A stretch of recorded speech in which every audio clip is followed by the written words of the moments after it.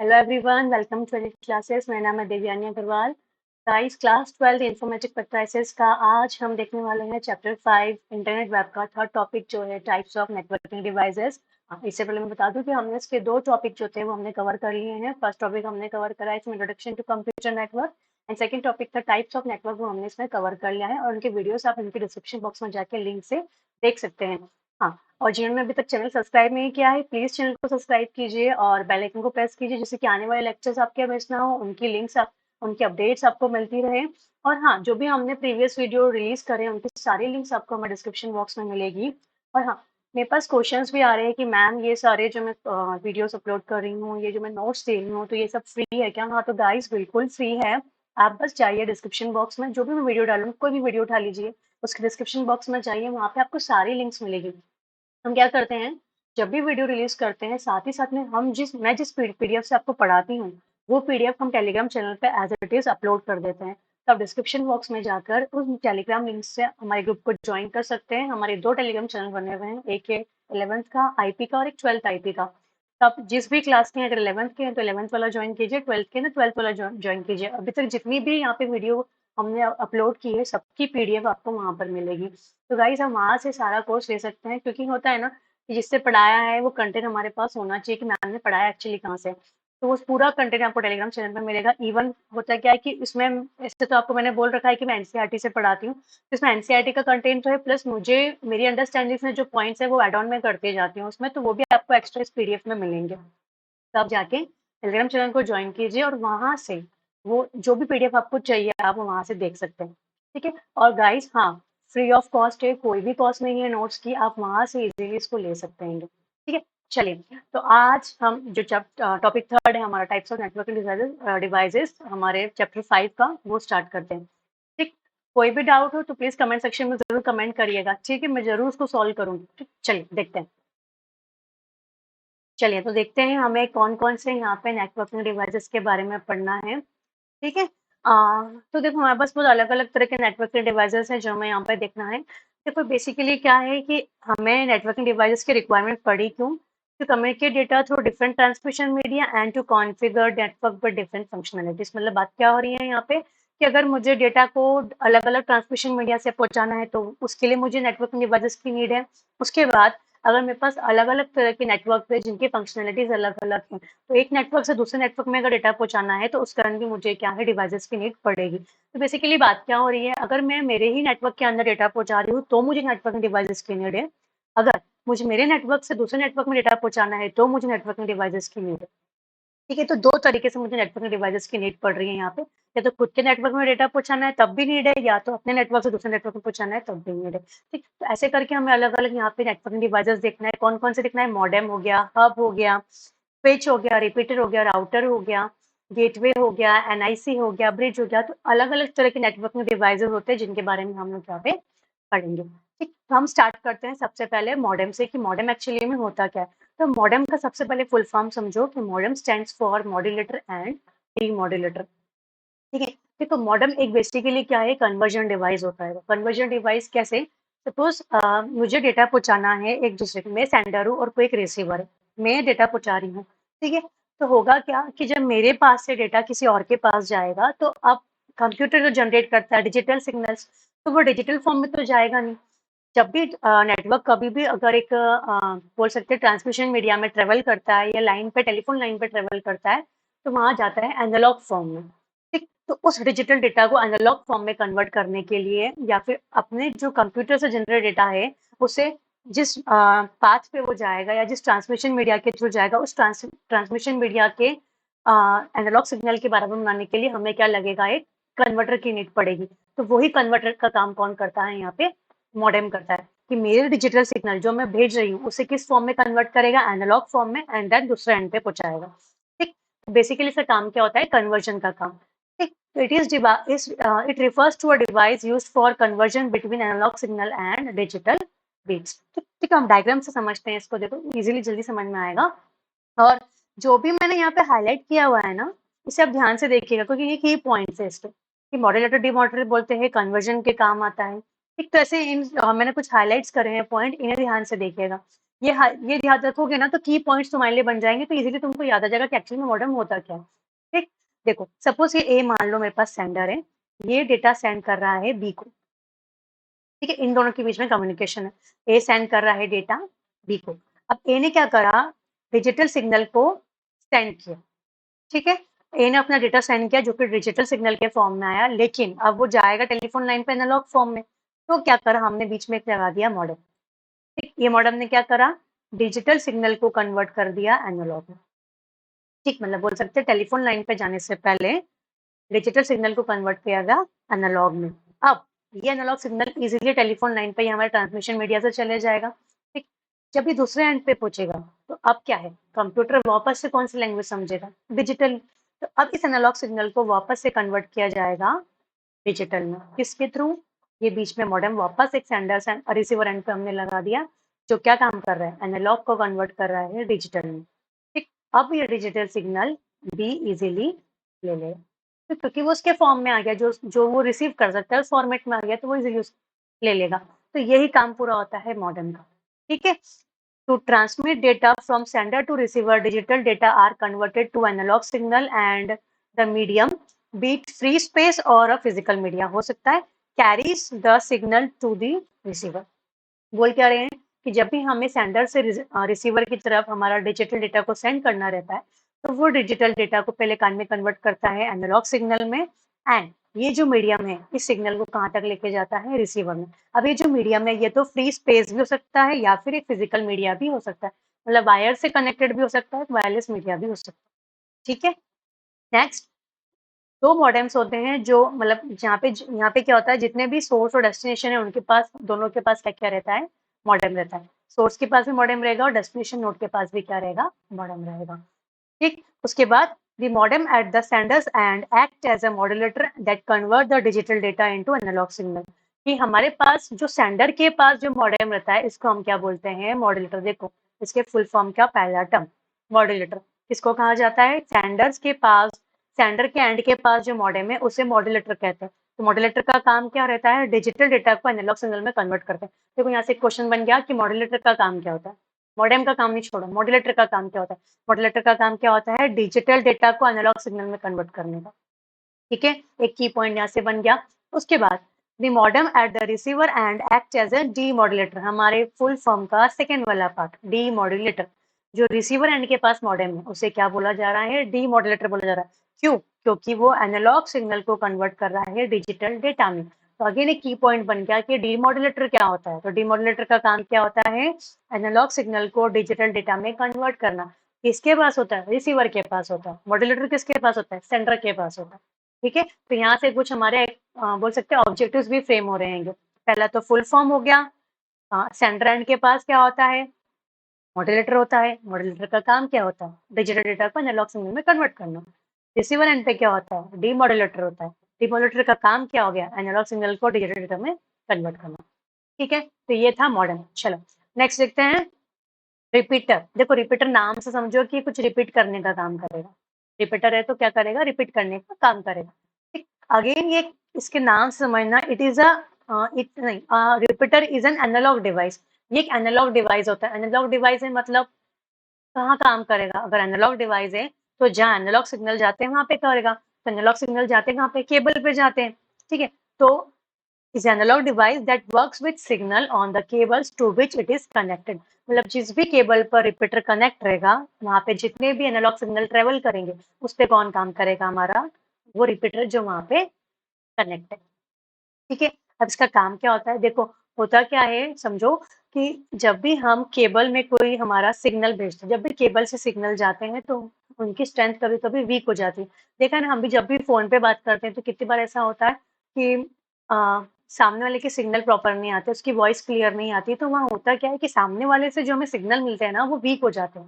Week भी क्या, एक लिमिट डिसाइडेड है कि भाई इस लिमिट तक सिग्नल जाएगा, अगर इस लिमिट तक या इस फ्रिक्वेंसी का सिग्नल आ रहा है तो वो इजीली केबल लाइन पे ट्रेवल कर जाएगा। लेकिन अगर इस फ्रिक्वेंसी से या इस लिमिट से नीचे अगर उसका फ्रिक्वेंसी गया तो वो केबल लाइन पे ट्रेवल नहीं कर पाएगा। ठीक, तो उसी फ्रिक्वेंसी को बढ़ाने का काम, या बोल सकते हैं उसी सिग्नल की स्ट्रेंथ को बढ़ाने का काम कौन करता है, रिपीटर करता है। सिग्नल की स्ट्रेंथ को बढ़ाएगा, किनकी, जिनकी सिग्नल की स्ट्रेंथ वीक हो गई है। ठीक। तो वीक सिग्नल को स्ट्रॉन्ग सिग्नल में या रीजनरेट करके वापस से कहाँ पहुंचाने का काम, केबल पहुंचाने का काम कौन करता है, रिपीटर करता है। ठीक। तो signal loses their strength beyond this limit and become weak. एक पर्टिकुलर लिमिट के बाद क्या होता है, उनकी स्ट्रेंथ वीक हो जाती है, मतलब कमजोर हो जाती है, उनकी स्ट्रेंथ वो कमजोर हो जाएगी। तो फिर क्या करेगा, उसे वापस रीजनरेट करने का काम कौन करेगा, रिपीटर करेगा। इस कंडीशन पे जो ओरिजिनल सिग्नल से उन्हें वापस रीजनरेट किया जाता है। ठीक। तो weak signal appearing on the cable is regenerated. जो भी वीक सिग्नल आया उसे वापस से रीजनरेट किया एंड देन वापस से केबल में पुट करता है कौन, रिपीटर। ठीक। तो वीक सिग्नल आएंगे, वीक सिग्नल को रिपीटर ने लिया, रिपीटर ने उनकी स्ट्रेंथ को वापस रीजनरेट किया, बढ़ाया एंड देन रीजनरेट जो सिग्नल था उसे आगे केबल लाइन में फॉरवर्ड कर दिया। ठीक है। तो ये काम किसका होता है, रिपीटर का होता है। चलिए नेक्स्ट देखते हैं। नेक्स्ट है हमारे पास हब। ठीक है, अब हब के बारे में पढ़ते हैं। देखो हब भी नेटवर्क डिवाइस है। इसका काम क्या होता है, हब का काम होता है डिफरेंट डिवाइसेस को कनेक्ट करने का थ्रू वायर्स। हब क्या करता है, अलग अलग डिवाइसेस को खुद से वायर के फॉर्म में कनेक्ट करके रखता है। जिससे ये क्या है, हब का फ्रंट है, ये समझ सकते हो। यह हब का बैक एंड हो सकता है, फ्रंट या बैक है, दोनों में से एक बार कंफर्म करते हैं। हाँ बैक है। ठीक है। ये अलग अलग यहाँ पे इस पे पोर्ट्स दिए हैं। ठीक है, यहाँ पे देखो है कि जितने चाहे आप उतने पोर्ट्स इसमें हब में क्या है, डिवाइसेस कनेक्ट हो सकते हैं। यहाँ पे 8 पोर्ट्स दिए हैं, सारे पोर्ट्स में केबल के थ्रू अलग अलग डिवाइसेस हम हब में कनेक्ट कर सकते हैं। हब का काम क्या होता है कि जब भी हब के पास डेटा आता है तो जितने भी डिवाइसेस उससे कनेक्ट है सबको वो डेटा क्या कर देता है, सेंड कर देता है। वो देखता नहीं कि किसके लिए डेटा आया हुआ है। अगर सपोज मेरे पास 8 पोर्ट्स है या 10 पोर्ट्स है, 10 पोर्ट्स पे नंबर 1 वाला जो पोर्ट है उसके लिए डेटा आएगा। तो अगर वो हब के पास आया ना तो हब क्या करेगा, सारे 10 पोर्ट पे वो डेटा को क्या कर देगा, सेंड कर देगा। तो ये काम होता है हब का। ठीक है। तो इससे होता क्या है, सपोज मान लो कि अभी तो सिर्फ एक के लिए डेटा आया था, लेकिन हो सकता है कि पोर्ट नंबर 1 और पोर्ट नंबर 5 दोनों के लिए डेटा आएगा।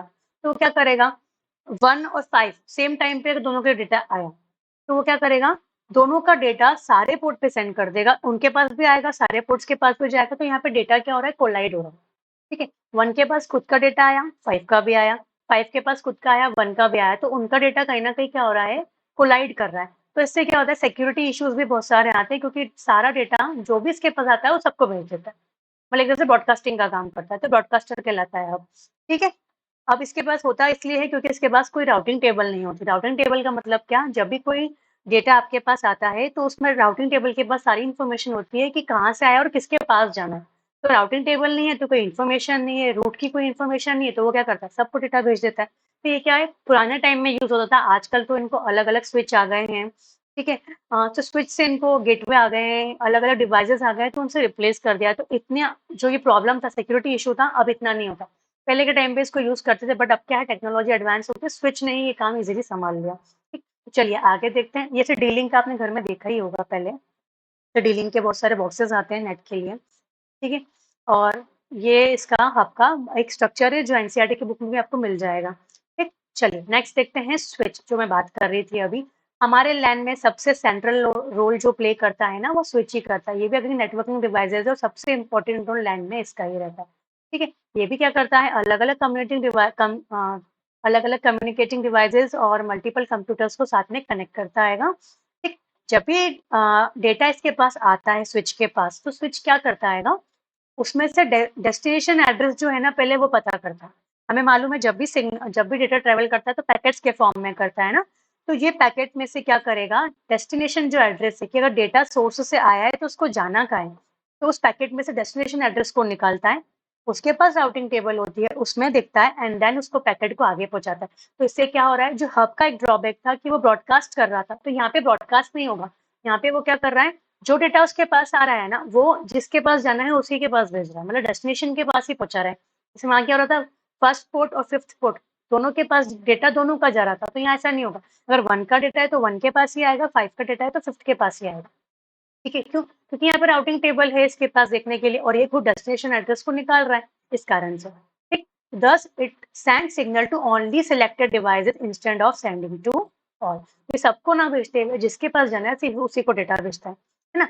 It can forward multiple packets at the same time, और एक टाइम पे अगर उसके पास मल्टीपल पैकेट्स भी पहुंचाना है तो अलग अलग जगह पर मल्टीपल पैकेट्स पहुंचा सकता है। उसके बाद it does not forward the signal which are noisy और करप्टेड। जैसे मेरा क्या रिपीटर का काम था, कि क्या हो रहा है, कि अगर नॉइज़ी और अगर करप्ट सिग्नल्स इसके पास आते हैं, तो ये आगे उसको डिलीवर नहीं करता है। वो क्या करता है, उन सिग्नल्स को ड्रॉप कर देगा और सेंडर को बोलेगा कि आप वापस से वो जो सिग्नल है ना, उसे रीसेंड करिए। जिससे कि वो एक अच्छी क्वालिटी का एक बिना नॉइज़ वाला सिग्नल आगे फॉरवर्ड कर सके। तो ये भी डिटेक्ट करने का काम स्विच के पास रहता है। मतलब हब के ऊपर भी एक क्या हो गया, एक एडवांटेज ये बोल सकते हैं कि हब के ऊपर एक एडवांटेज जो है, एक प्लस पॉइंट लेके क्या आया है, स्विच लेकर आया है। ठीक है, नेक्स्ट देखते हैं राउटर। राउटर की बात करते हैं, तो राउटर भी एक नेटवर्क डिवाइस है जो कि क्या करता है, डेटा को रिसीव करता है। काम है एनालिसिस करने का, एनालाइज करेगा डेटा को एंड देन नेटवर्क पर ट्रांसफर करेगा। ठीक है, अभी एनालाइज करता है तो क्या एनालाइज करता है, स्विच भी तो कर रहा है। स्विच क्या एनालिसिस कर रहा था कि वो देख रहा था कि किसी के पास पहुंचाना है, तो पैकेट में से डेस्टिनेशन एड्रेस निकालता है और आगे फॉरवर्ड कर देता है जहाँ पे भेजना है, उसको राउटर टेबल से मैच करके। अब ये क्या एनालिसिस करता है, इसमें क्या अलग चीज है वो देखते हैं। ठीक है, compared to hub or a switch, a router has advanced capability as it can analyze the data being carried over a network, decide or alter how it is packaged and send it to another network to a different type. अब देखो router का काम क्या है, ये networks के बीच में काम कर रहा है। ठीक है, अलग अलग नेटवर्क्स के बीच में काम कर रहा है। ये क्या करता है, वो तो उसने जैसे पैकेट में से डेटा ही निकाला था, उसने ये नहीं देखा कि वो पैकेट जो पूरा बनकर आया है वो किस तरह से बनकर आया है पैकेट। ठीक, राउटर यहाँ पे क्या काम करता है कि पैकेजिंग भी देखता है कि भैया जो डेटा पैकेज के फॉर्म में आया है वो किस तरह से पैकेज होकर आया है। ठीक है, तभी उसको आगे पहुंचाता है। ठीक, होता क्या-क्या है, मतलब इसमें ऐसा क्यों कर रहा है उसको समझिए कि अगर एक नेटवर्क के अगर वो क्या करता है, डेटा को 5 पैकेट्स में बना के भेज रहा है, लेकिन मैं जहाँ भेज रही हूँ, जिस नेटवर्क में डेटा भेज रही हूँ, वो चाह रहा है कि नहीं भैया, जो डेटा आ रहा है ना पैकेट्स में, वो 10 पैकेट में बन के आना चाहिए। भाई इतना बड़ा साइज़ हमारा नेटवर्क नहीं ले पाता है। तो वो क्या करेगा, वो 5 जो पैकेज का 5 पैकेट जो डेटा के आ रहे हैं ना, उनको 10 में कन्वर्ट करेगा। कौन? राउटर। एंड देन उसको क्या करेगा, आगे फॉरवर्ड करेगा। तो ये काम काय का होता है, राउटर का काम होता है कि नेटवर्क की क्या फंक्शनैलिटीज़ है, उसके अकॉर्डिंग डेटा को सेंड करना। ये काम होता है राउटर का। ठीक है, फॉर एग्जाम्पल देखो, एग्जाम्पल समझो, बहुत इजीली जल्दी समझ में आएगा इसको। Data has been divided into packets of a certain size. जैसे मैंने बोला, डेटा को हम क्या पैकेट के फॉर्म में, कुछ पर्टिकुलर साइज के फॉर्म में पैकेट्स में बना के इसको भेज देते हैं। ठीक, suppose this packets are to be carried over a different type of network which can not handle bigger packets. मतलब जिस नेटवर्क में हम भेज रहे हैं डेटा को, वो बिगर पैकेट्स को हैंडल नहीं कर सकता है। तो इस केस में क्या करेगा हमारा राउटर, उसके रीपैकेजिंग करेगा। कैसे? उसको स्मॉल पैकेट्स में कन्वर्ट करेगा एंड देन दूसरे नेटवर्क पर राउटर क्या कर देगा, उसको सेंड कर देगा। तो ये काम किसका होता है, राउटर का काम होता है। ठीक, अब राउटर वायर्ड भी हो सकते हैं, वायरलेस भी हो सकते हैं, दोनों तरह के राउटर हो सकते हैं ये। ठीक है, तो ये काम किसका था, राउटर का। ठीक है, चलिए तो आगे देखते हैं। नेक्स्ट हमारे पास देखते हैं, नेक्स्ट हमारे पास है देखो गेटवे। ठीक है, गेटवे का काम क्या है, देखो नाम से समझो, इसमें आ रहा है गेटवे। ठीक है, एक गेट वर्ड आ रहा है ना, मतलब एक तरह से क्या है, ये गेट का काम करता है। कहाँ पर, अलग अलग नेटवर्क्स के बीच में क्या करता है, गेट का काम करेगा। ठीक, तो it is a key access point that act as a gate between an organisation network and outside the world of the internet. अगर सपोज मुझे हमारे ऑर्गेनाइजेशन का जो नेटवर्क है, और अगर आउटसाइड वर्ल्ड कोई दूसरे नेटवर्क में जाना है, कोई दूसरे भी नेटवर्क से कनेक्टिविटी लेना है, तो वहाँ पे क्या है, गेटवे का काम हमें आएगा। वहाँ ये डिवाइस का यूज़ किया जाता है। क्यों? क्योंकि क्या है, जब भी कोई डेटा पैकेट्स आएगा ना, एक नेटवर्क से दूसरे नेटवर्क में, तो वो इसी गेटवे पे सबसे पहले आता है। मतलब बोल सकते हैं, ये एक नेटवर्क का एंट्री और एग्जिट पॉइंट होता है कि कोई भी डेटा अगर अपने नेटवर्क को छोड़ के दूसरे के नेटवर्क में जाएगा, तो नेटवर्क में आया तो भी एंट्री पॉइंट है, नेटवर्क को छोड़ा तो भी, तो क्या है, एग्जिट पॉइंट है। ठीक है, तो data serves gateway serves as the entry and exit point of a network, as all the data coming in or going out of a network must be first passed through the gateway in order to use routing paths। ठीक है, अगर अपने routing paths को देखना है, मतलब क्या है कि किस पाथ को फॉलो करके उनको आगे जाना है ना, तो वो क्या आएंगे, सबसे पहले कहाँ पर आएंगे, गेटवे के पास ही आएंगे, क्योंकि गेटवे के लिए वही एंट्री है, गेटवे के लिए वही क्या, एग्जिट। मतलब बोल सकते हैं नेटवर्क का वो एक गेट है, जहाँ से डेटा जाएगा, जहाँ से डेटा वापस आएगा। ठीक है, सपोज इसमें और आगे क्या, besides routing data packets, gateway also maintain information about the host networks internal connection path and the identified path of other remote networks. देखो होता क्या है, सपोज समझो कि जैसे हमारा जो घर है, ठीक है, हमारे घर में होता है क्या, हमारे घर में भी गेट है, तो हमें हमारे घर के अंदर जितने भी मेंबर्स हैं, उनके सबके बारे में पता होता है कि कौन क्या कर रहा है, कौन कहाँ पर है। अगर मेरे पास कोई अगर गेस्ट आया हुआ है घर पे, कोई बाहर से अगर गेस्ट आता है घर पे, ठीक है, अगर वो मुझसे पूछता है कि भई हमारे घर का ये मेंबर कहाँ है, तो हमें पता होता है उसके बारे में कि वो मेंबर कहाँ होता है, ठीक है? सेम ऐसे क्या होता है गेटवे के साथ भी होता है कि जब गेटवे पे कोई भी डेटा आता है ना, तो राउटिंग मतलब रूट बताने के अलावा भी वो क्या चीज़ें करता है कि सारे जितने भी उसके खुद के नेटवर्क के होस्ट नेटवर्क्स हैं, मतलब उसके नेटवर्क में जितने भी मेंबर्स हैं, उनके सारे के बारे में उसको इन्फॉर्मेशन रहती है ये, ठीक? कि सारे इंटरनल कनेक्शन के पाथ क्या-क्या हैं।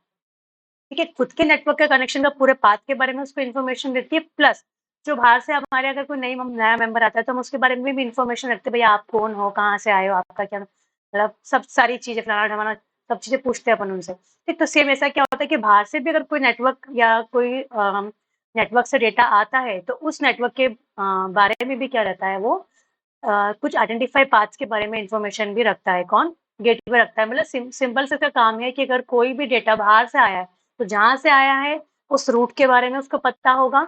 इवन उसके खुद के जो इंटरनल नेटवर्क का जो रूट है, उसके बारे में उसको पता होगा, जिससे कि डेटा को ईज़िली वो रास्ता बता सके। कि अगर वो बाहर जाना है, तो बाहर अगर उसको नेटवर्क के बारे में इन्फॉर्मेशन होगी, तो वो ईज़िली चले जाएगा कि नहीं, ये वाले रूट को फ़ॉलो करो क्योंकि यहाँ से पहले डेटा आ चुका है। अगर कोई डेटा अगर खुद के नेटवर्क के लिए आता है, तो उसको उसके लिए भी एक ईज़ी रूट पता होगा कि मैं किस रूट से उसको पहुँचाऊँ कि नेटवर्क में डेटा ईज़िली क्या हो जाए, डेस्टिनेशन तक पहुँच जाए। तो ये गेटवे का काम होता है। ठीक है? तो for simple internet connectivity eight Holmes, the gateway is usually the internet service provider that provide access to the entire network. अगर एग्जाम्पल की बात करें, अगर हमारे घर में भी अगर इंटरनेट कनेक्टिविटी आ रही है, तो हमारे पास एक नेटवर्क है, हम भी नेटवर्क से कनेक्टेड है। अगर हम हमारा डेटा कोई और नेटवर्क पे सेंड करते हैं, तो वहाँ पे जो गेटवे का काम है वो कौन करता है? आईएसपी करता है। ISP that is internet service provider. वो क्या करता है? हमें पूरे एंटायर नेटवर्क से जोड़े रखता है। पूरे एंटायर नेटवर्क में हमें एक्सेस करने के लिए, हमारे डेटा को भेजने के लिए क्या करता है? एक रूट प्रोवाइड करता है हमारे डेटा को। ठीक, तो ये गेटवे का काम। ठीक, चलिए नेक्स्ट देखते हैं। नेक्स्ट है हमारे पास Ethernet card that is NIC, short form में है इसका। इसको एनआईसी कार्ड भी बोलते हैं, शॉर्ट फॉर्म नहीं। एनआईसी का फुल फॉर्म है network interface card. Ethernet card बोलो या एनआईसी कार्ड बोलो, एनआईसी मतलब होता है नेटवर्क इंटरफेस कार्ड। ठीक है, Ethernet also known as network interface card, NIC इसका शॉर्ट फॉर्म है एनआईसी कार्ड। ये नेटवर्क अडेप्टर होता है जो हमें वायर्ड नेटवर्क में सेट करने के लिए यूज आता है। अगर हमें वायर्ड नेटवर्क सेट करना है, तो हमारे पास सबसे पहले एक अडेप्टर होना चाहिए, नेटवर्क अडेप्टर होना चाहिए, जो कि क्या कहलाता है हमारे पास इथरनेट कार्ड या एनआईसी कार्ड, जैसा ऐसा कुछ दिखता है ये। ठीक है, उसके बाद ये क्या होता है, हमारे नेटवर्क और कंप्यूटर के बीच में एक इंटरफेस रहता है ना।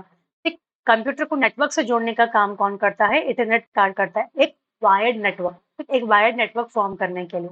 ठीक, ये सर्किट बोर्ड पे ही रहता है, हमारा जो मदरबोर्ड होता है ना, उस पे ही माउंट रहता है। कंप्यूटर का जो मदरबोर्ड रहता है, उस पे ही ये वाला उस पे बना हुआ होता है, सर्किट बोर्ड पे रहता है उसके। ठीक, और इथरनेट केबल जो हम कनेक्ट करते हैं कंप्यूटर से नेटवर्क के थ्रू, उसे हम क्या बोलते हैं? Connect the computer network to NIC, मतलब हम कंप्यूटर को नेटवर्क से कनेक्ट करते हैं, किसके थ्रू? एनआईसी के थ्रू कनेक्ट करते हैं। ठीक, और ये इथरनेट केबल होती है जो ये करने में हमें हेल्प करती है। Ethernet card can support data transfer between 10 Mbps and 1 gigabyte पर सेकंड या 1000 एमबीपीएस। ठीक है, मतलब क्या, चलो 10 एमबीपीएस से या फिर 1000 एमबीपीएस तक की हमें डेटा ट्रांसफर करने की फैसिलिटी कौन प्रोवाइड करता है? इथरनेट कार्ड प्रोवाइड करता है। ठीक, उसके बाद each NIC have MAC address. ठीक है, मीडिया एक्सेस कंट्रोल बोलते हैं। हर एक एनआईसी का एक मैक एड्रेस होता है। मैक एड्रेस मतलब उस पर्टिकुलर मशीन का एड्रेस उस नेटवर्क पे क्या रहेगा, वो कहलाता है मैक एड्रेस, जो कि परमानेंट एड्रेस होता है, जिससे कि नेटवर्क पर कंप्यूटर को इजीली आइडेंटिफाई करे। मतलब उसका खुद का एक यूनिक एड्रेस होता है, जो कहलाता है मैक एड्रेस कहलाता है। जो हेल्प क्या करता है, हम यूनिकली आइडेंटिफाई कर सकते हैं उस कंप्यूटर को नेटवर्क के ऊपर, मतलब कंप्यूटर का खुद का एड्रेस नेटवर्क के ऊपर, वो कहलाता है मैक एड्रेस। और ये होता है उसका एक परमानेंट एड्रेस होता है। ठीक है, और ये इसका फुल फॉर्म अगर मैक का मैं बोलूँ तो होता है मीडिया एक्सेस कंट्रोल एड्रेस। ठीक है, क्योंकि हर एक एनआईसी है उसका एक मैक एड्रेस होता है, मतलब कंप्यूटर का ही बोल सकते हो, कंप्यूटर का मैक एड्रेस होता है। ठीक है, परमानेंट होता है। आप जाइए मैंने शॉर्ट भी बनाया है इस पे और एक आईपी एड्रेस पे। तो मैक एड्रेस और आईपी एड्रेस में डिफरेंस क्या होता है, वो जाके देख सकते हो, तो आपको ये डिफरेंस भी समझ में आएगा और की टर्म्स भी मैक एड्रेस के बारे में पता पड़ेगी, एक्स्ट्रा इन्फॉर्मेशंस हैं। ठीक है, तो एक्स्ट्रा इन्फॉर्मेशन भी पता पड़ेगी इनके बारे में। तो ये था एथरनेट कार्ड, जिसके बारे में हमने देखा कि इसको एनआईसी बोलते हैं, नेटवर्क इंटरफेस कार्ड। और वायर नेटवर्क में काम आता है, एक इंटरफेस होता है कंप्यूटर और नेटवर्क के बीच में। और एनआईसी होता कहाँ पर है, तो बात करें सर्किट बोर्ड पे ही होता है, हमारे मदरबोर्ड की। उसके बाद हमें 10 एमबीबीएस से 1000 एमबीबीएस तक का डेटा ट्रांसफर करने की फैसिलिटी देते हैं और खुद का एक इंडिपेंडेंट या फिर बोल सकते हैं एक परमानेंट एड्रेस होता है जिसे कहते हैं मैक एड्रेस, जो किसका होता है एनआईसी का, जो मदद करती है कंप्यूटर को नेटवर्क में आइडेंटिफाई करने के लिए। एक यूनिक एड्रेस होता है हर एक कंप्यूटर का। ठीक, तो ये हो गए हमारे सारे डिवाइसेस। ठीक है गाइस, तो इतना ही था इसके अंदर। नेक्स्ट क्लास में हम देखेंगे नेटवर्किंग टोपोलॉजीज। इसमें मैं जल्दी वीडियो अपलोड करूंगी, नेक्स्ट वीडियो इस पे ही रहेगा। ठीक है, तो अगर वीडियो अच्छा लगा, आपको लेक्चर में मजा आया, तो लाइक कीजिए, सब्सक्राइब कीजिए, शेयर कीजिए अपने फ्रेंड्स से, और आपके जूनियर से उनको क्लास 11 के वीडियोस के लिए बोलिए कि उनके भी लेक्चर्स अपलोड हो रहे हैं, तो वो भी पैरेलल में देख सकते हैं। और हाँ, नेक्स्ट अपन जो डिस्कस करने वाले हैं वो नेटवर्क टोपोलॉजीज एंड टेलीग्राम के लिंक्स देखना है, इंस्टाग्राम, फेसबुक। अगर आपको हमसे ज़्यादा से ज़्यादा जुड़ना है तो आप डिस्क्रिप्शन बॉक्स में जाके हमारे लिंक्स के थ्रू हमसे कनेक्ट हो सकते हैं। कनेक्ट होइए, फेसबुक पर ज्वाइन कीजिए, इंस्टाग्राम पर ज्वाइन कीजिए। अगर पीडीएफ चाहिए तो टेलीग्राम की लिंक्स हमने डाल रखी है, डिस्क्रिप्शन बॉक्स को देखना मत भूलिए क्योंकि सारी लिंक्स आपको वहाँ पे मिलेगी। तो हमसे कनेक्ट होइए। Okay, thank you.